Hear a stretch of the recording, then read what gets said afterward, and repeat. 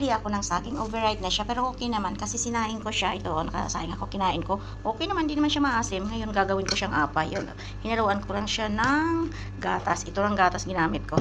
Bus na nga to. Wala na itong laman eh. Wala na. Bus na. Lalagyan ko to siyang harina kasi gagawin ko siya ng apa. Kasi namimiss ko na yung apa. Gusto ko na kumain ng apa. Yung iba naman yan, kakainin ko na lang to. Busog na kasi ako. Kumakain ako. Daamin ko na kinain saging. Ipag-isipan ko nga. Gagawin ko siyang apa.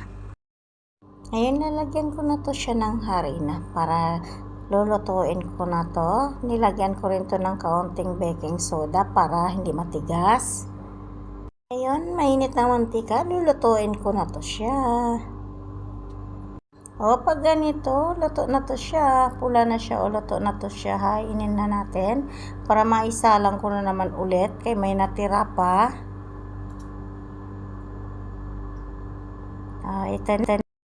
Ito lahat ng angapa ko. Ito, luto na siya, oh.